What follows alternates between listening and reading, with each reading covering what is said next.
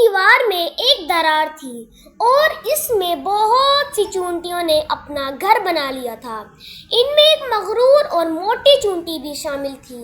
اسے اپنی طاقت اور ذہانت پر بڑا غرور تھا اور اکثر غول کا سردار بننے کا سوچتی تھی، لیکن غول کی سردار چونٹی اتنی عقل مند اور رحم دل تھی کہ اس کے آگے موٹی چونٹی کی ایک نہیں چلتی تھی۔ اس کے سازشی ذہن نے بڑے بڑے لالچ دے کر تمام چونٹیوں کو اپنے ساتھ ملانے کی کئی بار کوشش کی، لیکن چونٹیاں اپنی سردار سے اتنی محبت کرتی تھی کہ ایک بھی چونٹی اس کے ورغلانے میں نہیں آئی۔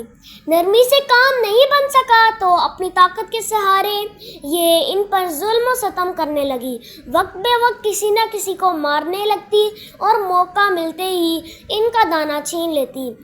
تھوڑے ہی دنوں میں سارے غول میں خوف و ہراس پھیل گیا، ہر چونٹی کے ظلم سے تھرانے لگی۔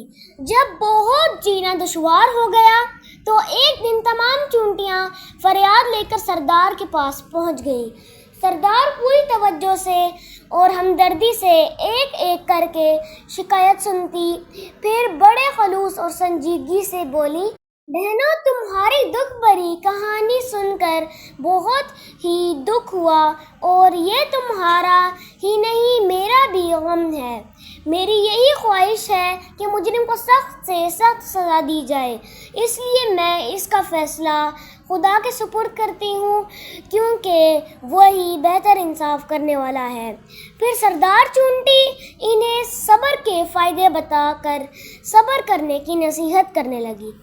تمام چونٹیوں کو اپنے سردار کی نیک دلی اور عقل مندی پر پورا بھروسہ تھا، چنانچہ تھوڑی دیر بعد وہ اپنی سردار کی باتوں کو گرہ میں باندھ کر اپنے اپنے گھروں کو ہنسی خوشی چلی گئی۔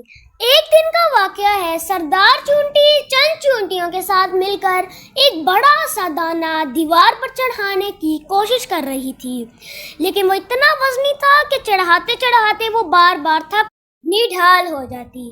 اس وقت بھی وہ ایک جگہ ٹھہر کر کھڑی ہوئی سانس درست کرنے کی کوشش کر رہی تھی کہ اتفاق سے موٹی مغرور چونٹی بھی ادھر آ نکلی اور انہیں ہانپتے کانپتے دیکھ کر سردار کا مذاق اڑاتے ہوئے کہا، ایک معمولی سا دانہ تو تم لوگوں سے نہیں لے جایا جا رہا، میں سردار ہوتی تو پلک جھپکتے میں اوپر پہنچا دیتی۔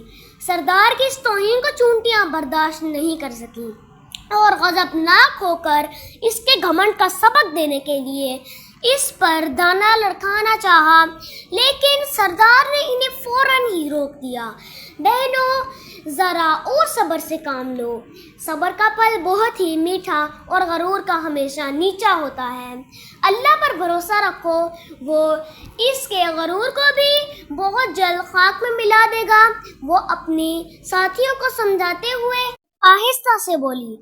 چونٹیوں کا سارا غصہ جاتا رہا اور وہ موٹی چونٹی طرف سے نظریں ہٹا کے سردار کے ساتھ دانہ اوپر گھسیٹنے لگی۔ انہیں خاموشی سے جاتے دیکھ کر موٹی چونٹی کا حوصلہ اور بڑھ گیا۔ وہ یہ سمجھی کہ سردار اور اس کی ساتھی اس سے ڈر گئی، اس لیے وہ ان کے پاس جا کے سردار کی اور بھی ہنسی اڑانے لگی۔ تم لوگ بیوقوف ہو جو ایسی کمزور اور مریل کو اپنا سردار بنایا ہے، جو تمہارے ساتھ مل کر بھی یہ ایک معمولی سا بوجھ نہیں گھسیٹ سکتی۔ مجھے اپنا سردار بنا لو تو میں اس بوجھ کو اکیلے ہی اوپر پہنچا سکتی ہوں۔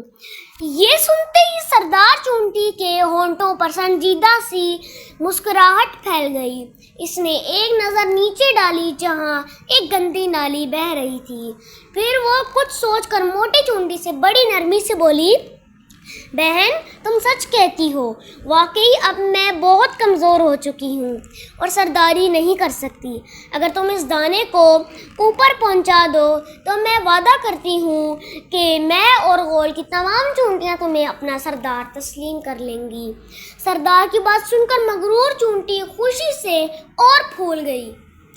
اس کے سردار بننے میں اب زیادہ دیر نہیں تھی۔ सरदार के खामोश होते ही इसने झपट कर चूंटियों से दाना ले लिया, लेकिन दाना संभालते ही जैसे इस पर क़यामत टूट पड़ी। भारी बोझ से इसका बदन थराने लगा। दाने को संभालना और दीवार पर हाथ पांव जमाए रखना दुश्वार हो गया। अपनी गलती पर बहुत पछताई। दाना नहीं संभाला गया तो सरदार चूंटी और इसके साथियों को मदद के लिए आवाज देना चाहिए, लेकिन इससे पहले ही इसके हाथ पैर दीवार से उखड़ गए और वो हवा में चकराती हुई दाने के साथ नीचे गिर गई।